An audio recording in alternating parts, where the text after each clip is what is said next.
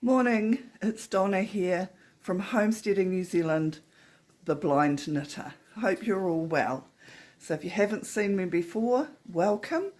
I hope you start following me, put thumbs up, hit subscribe, that'd be great. But if you're a viewer that has been with me for a while, hello, I hope you're all well. It's Sunday here in New Zealand, so I live in the lower part of the North Island of New Zealand, excuse me, and I am legally blind, so I just have a tiny bit of vision. The rest of it is pretty much black. It's a bit like, how I describe it is like if it's a really foggy night and you are driving and basically the only thing you can see is the I call them the braille lines, but the white lines in the middle of the road, and you're following those home and all you can see is sort of a metre ahead of yourself with fog all around you. That's pretty much what I can see all the time. So yeah, it's Sunday. And this isn't a pity party, but I've lost a bit more sight. It's a degenerative disease, and I have lost a bit more sight, and so I do tend to go through a bit of a stage. I said to my partner, Mr. Farmer, yesterday, it's very hard not to get depressed. You have to kind of fight that when you have these changes in your sight, and I'm hoping, because I know change of season makes a difference to me, and it is, well, it's not actually, it's the middle of spring, so I can't even say that. Poo bum. Anyway, it is very hard not to get depressed, and I have to sort of fight that on a daily basis.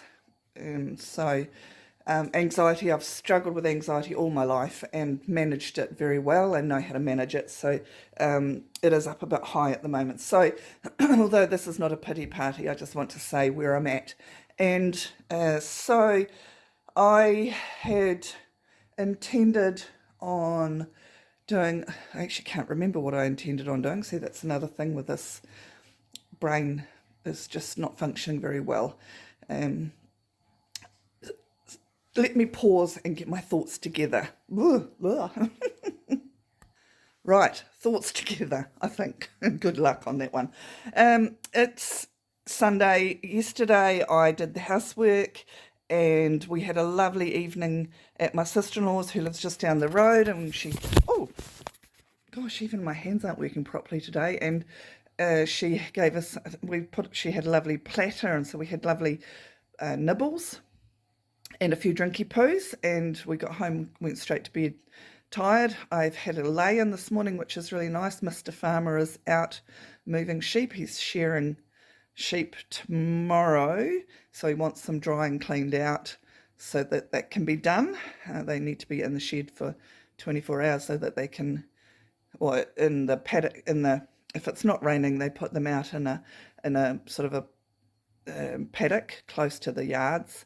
If it's raining, they'll put them in the shed, and they clean out, so they poo and empty their bellies so that they're not full when they're shorn, which is not nice for the sheep, but also not nice for the shearer. So he's gone to move his stock out there. We haven't had breakfast yet. We're going to come back. He'll come back, and I'm sort of feeling like fancying poached eggs and baked beans on toast today. That sounds like something that I fancy. One of the things that helps me with my anxiety and thoughts of, depression creeping up is eating food that I really enjoy helps. I suppose probably because all my other senses have increased. Kenzie's chewing a bone down there. I'm looking to see what she's doing. So I poach a mean egg, and I'll show you how to do it. My son taught me how they do it in restaurants, and so yeah, I do poach a mean egg. So I'll run through that with you. It's a simple process. The last podcast I showed you how to do our scrambled eggs, which we had yesterday. Our usual Saturday treat together is 2 hash browns and scrambled eggs. So I showed you that last podcast, so I hope you enjoyed that. This morning I am in my weekend uniform, as I usually call it. It's just trackies and and a sweatshirt. It's quite chilly. It's overcast. It's supposed to rain. It's 90% chance of precipitation at lunchtime. So I'm looking forward to that, to be honest, because I am feeling flat and low. And so cuddled up, we might even light the fire, cuddled up with my knitting and a good movie, or something I've taped. Yeah, so I'll just give you a little walk around. One of the things I did, you said we have a Roomba, which is a electronic vacuum cleaner. Vacuum cleaning's a real challenge for me because as I'm sort of moving my arm out and moving, I'm smashing things with my elbow and breaking things, and I just get the foot stuck under chairs and things, and it just became a nightmare. So I paid off a lay-bide a Roomba, and so that does the vacuuming for me, which is great. So I set that out yesterday, but it caught my wool on my knitting, and I thought, oh, that Roomba's making funny noise. And then Stuart came out and he went, oh, you Roomba, and it had my knitting all caught up in all the wheels. So he spent half an hour unwinding wool from the bottom of the vacuum cleaner, and thankfully it didn't impact the knitting part at all. It's ruined half a skein of wool. It's mushed it all up. I almost felted it. So it wasn't fun. And then I set the Roomba going again, and I thought I'd have a little rest on my bed and listen to a book. And then I thought, oh, it's sounding funny, what's going on? And it had caught the straps of an apron that I keep in the pantry, and had this apron all, didn't tell Mr. Farmer. So I just unwound that. So, yeah, that was a really exciting day today with this podcast, talking about my Roomba and its thing.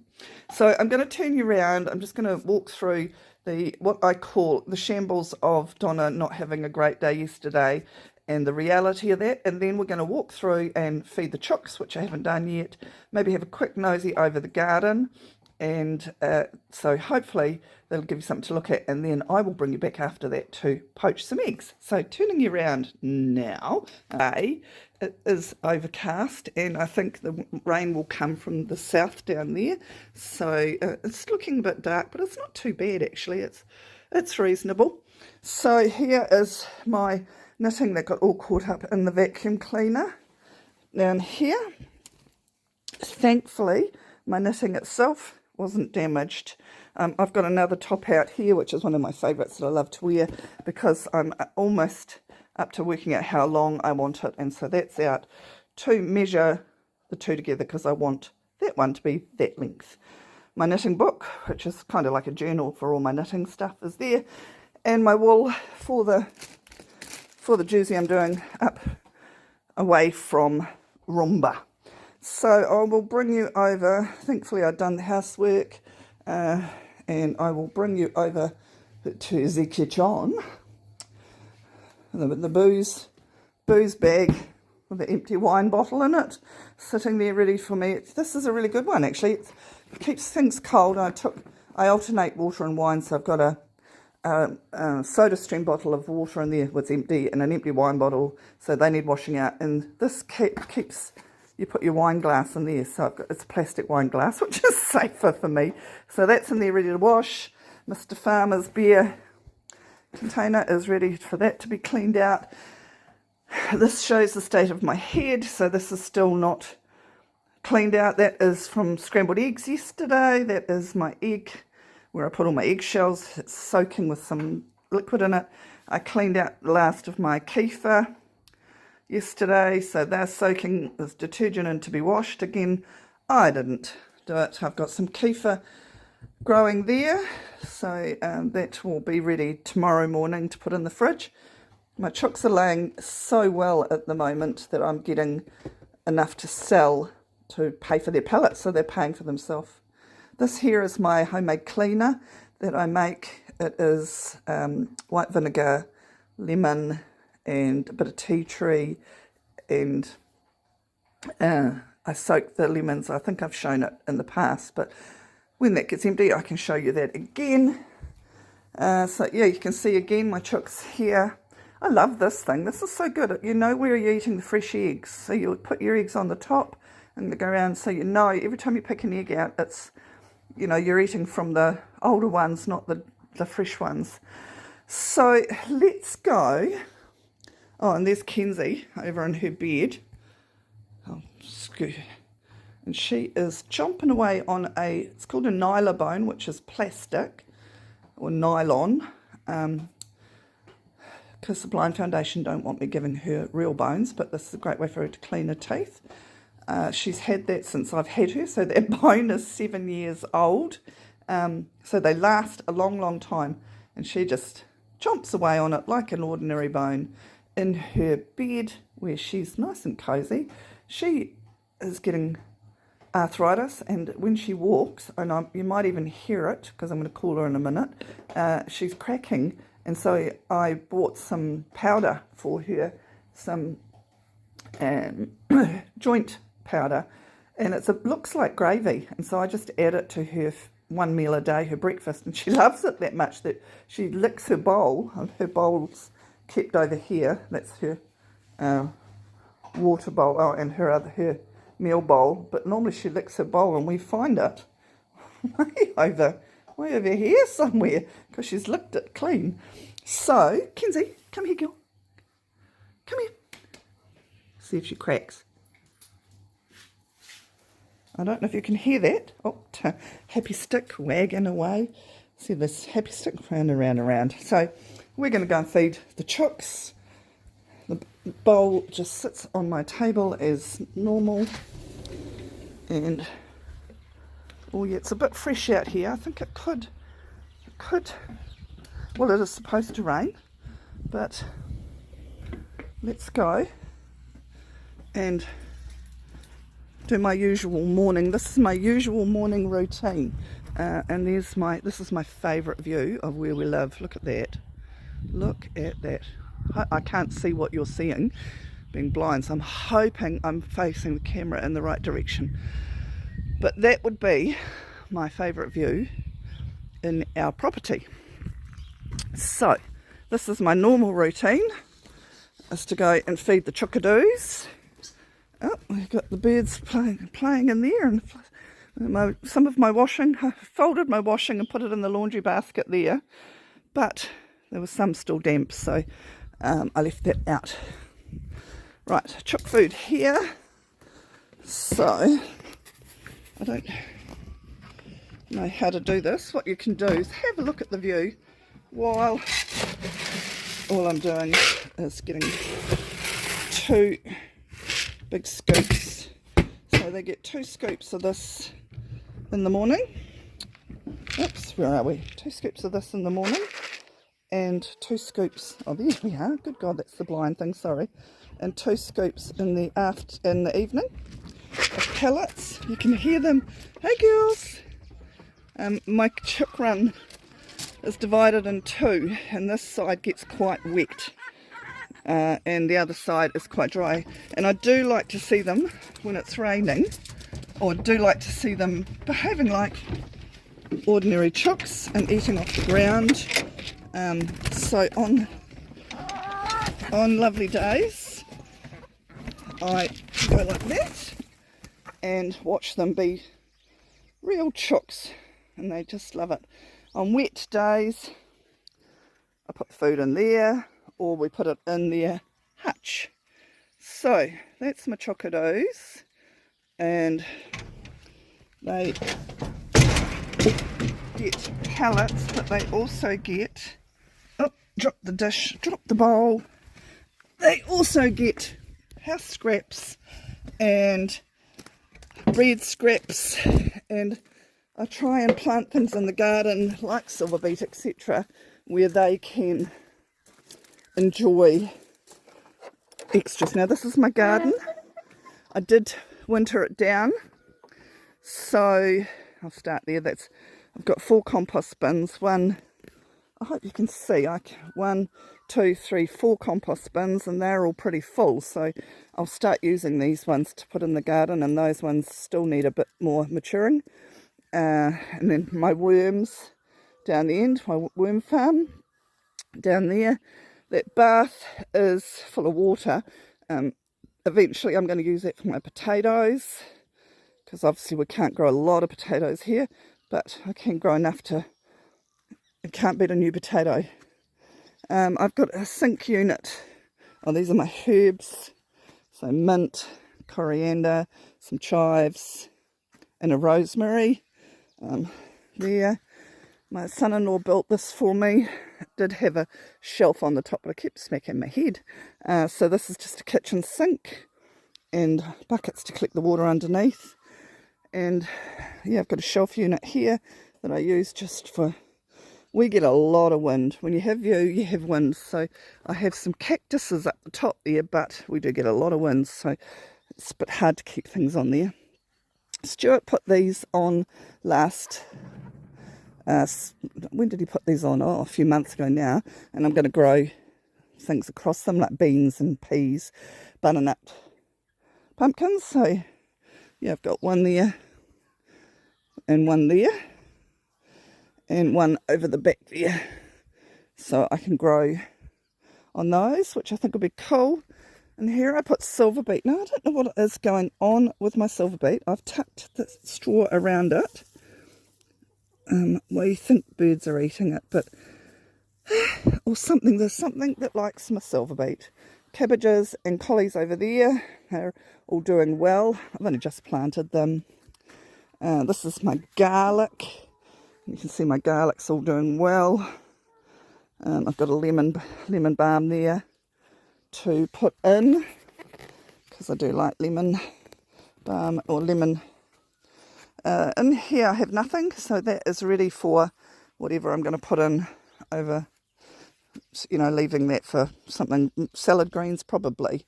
And over the back there I've got there were some spuds that came up, but I've planted silver beet and some more cabbages over there.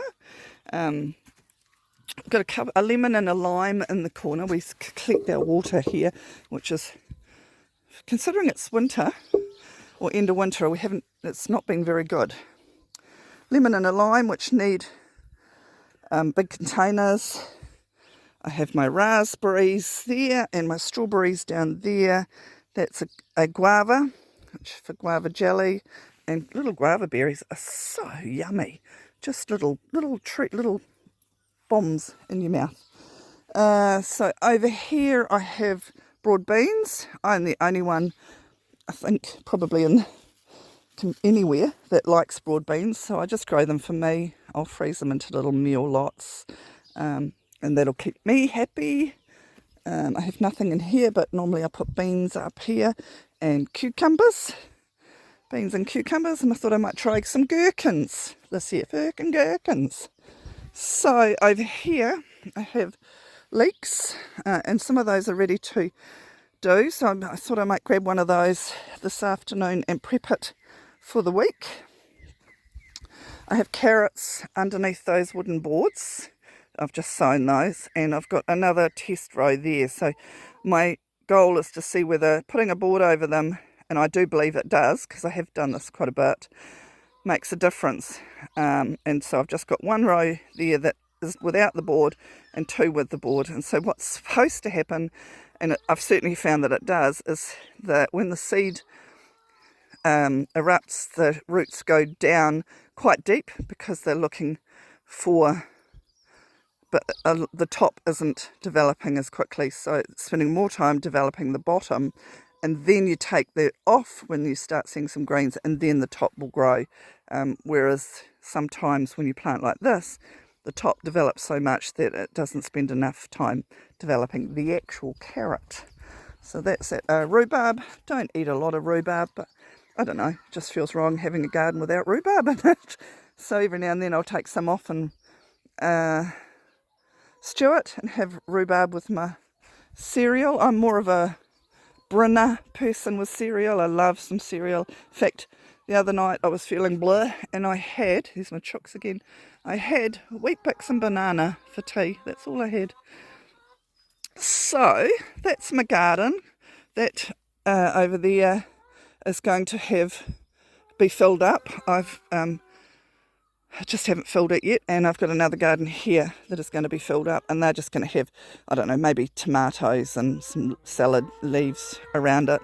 Just little fun bits of garden, or maybe some more herbs, not sure. But there's my garden, there's my chooks. So this is my usual morning routine, and Kenzie comes along. There she is over there, and she always likes to have her nosy around, and I have several times locked her in here. So when I leave, my always shut the gate, because we have farm dogs that piddle, and come on girl, I make sure that Kenzie is out, because I do not want to lock her in here again. So there we go. I'll turn you back round. There's the morning routine done. Yeah, you can see I'm not on top of things. I'm even asthma-y today. I just want a lazy day, so I'm going to go and poach some eggs. I'll run you through that, and we'll go from there. Okay, bye. One of the things I thought I could show you is the chooks' nests while I check, see if there's any eggs. They tend to be late layers at the moment, so there may not be, but I'll have a look. So I'll turn and come on girls, out of the way. That's their perch that they sleep on. I've got 11, where are we? There, I'm just showing you poos. I've got 11 chooks. I cleaned this out last week, but it does need a jolly good, oh look. So, right, where are we? There. Oh, it's warm.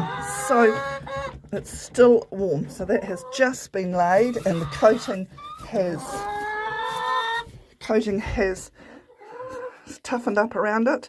When they first come out, they are very, very sticky with this sort of coating on it, and that coating goes hard, and so that nothing permeates the shell. It's a really good protective thing. So normally in the evening I collect the eggs and I come in here, and there's usually, I've got 4 boxes, but they don't like laying in these. Oh, these are what we put the food in inside when it's raining, but they don't like laying in these end ones. They just like laying, oh, there we go. They just like laying in there.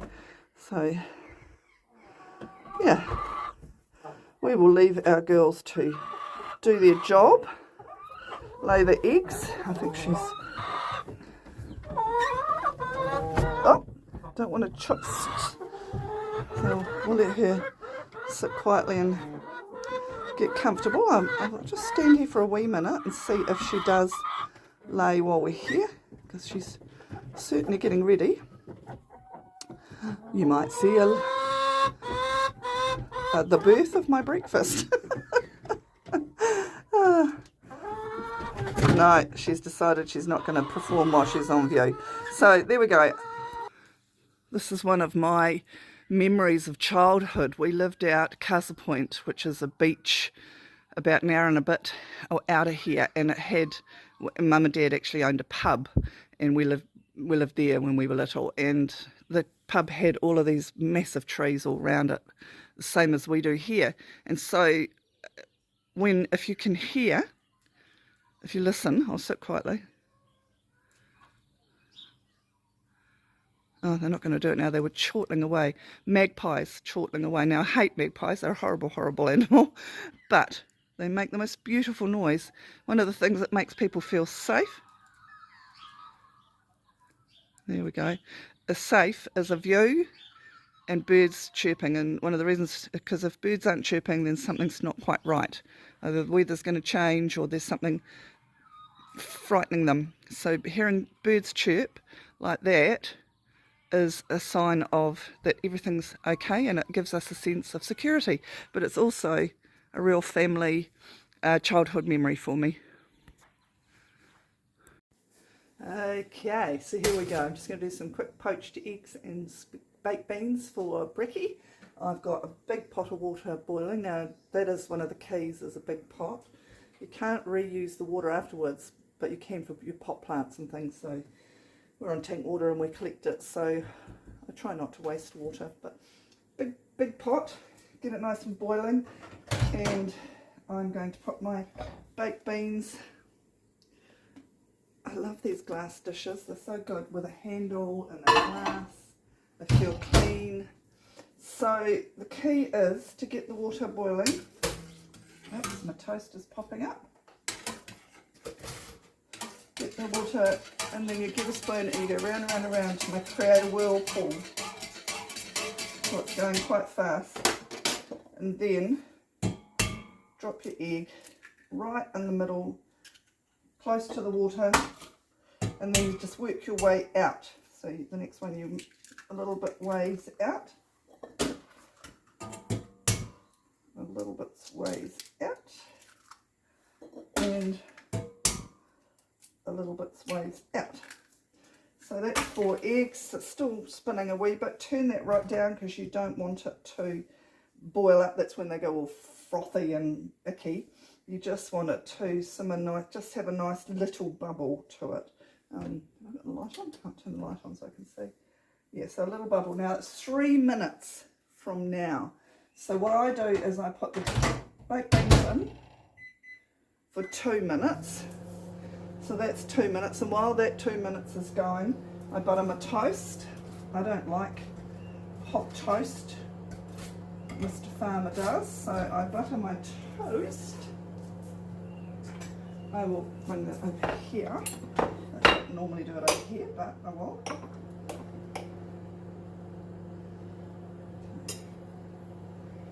And oops, I love poached eggs, but I could never make them nicely. They always turned out either, yeah, so there's just a nice little, I might turn that just a smidge, just a nice little bit of movement there. The risk is that while you're not watching them, they'll start boiling again. I'd either get them, I don't know, just not nice.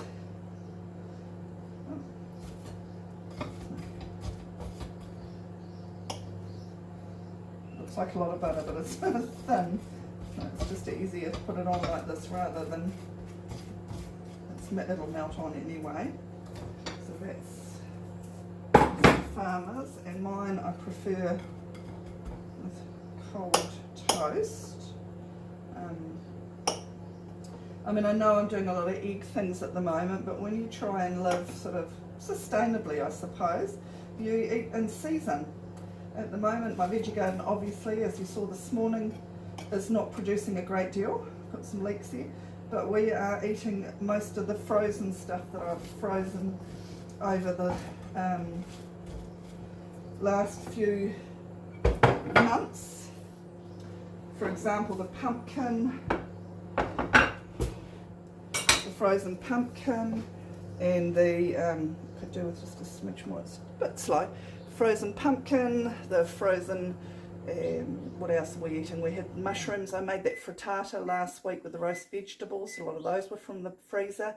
So, you know, that's the value of freezing some stuff for this time of year when it's kind of right in the middle of a season, in spring. So we'll start wanting salads and things soon. So I really need to get my salad greens in. I've been a bit slack on that, I must admit. So that's 2 minutes for that one. And then, because, oh, that was a bit silly.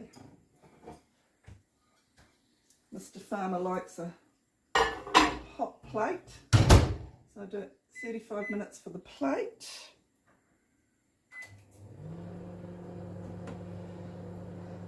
And then clean it up,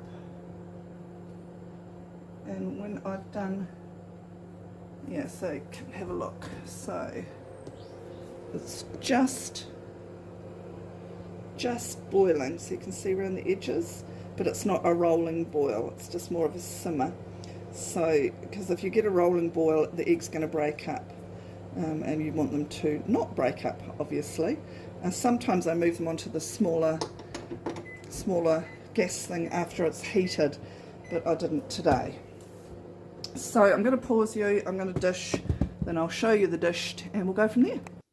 Okie dokie, so let's dish. Put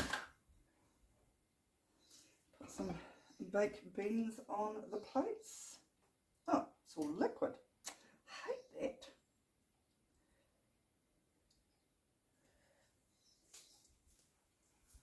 And I usually use one of these ladles with the spoon with the holes in it, but you can use just an ordinary, and this was exactly 3 minutes. So give them a little, oops, And oh, that one's a wee bit slightly harder. Maybe it's because it's a tiny, tiny egg, I would say. Should be another egg in there.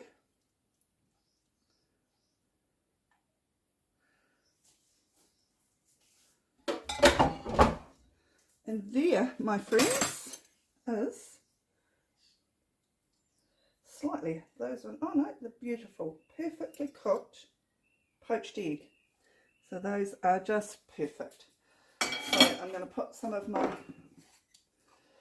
flavoured salt on, which I love so much, and ground pepper. And there is my eggs on toast, poached eggs. 3 minutes exactly. I put the timer on and make sure the water's spinning around. Lots of water. When you break the egg, put it to close to the water as surface as possible so that it drops straight in, and then move them out. Great. So see ya.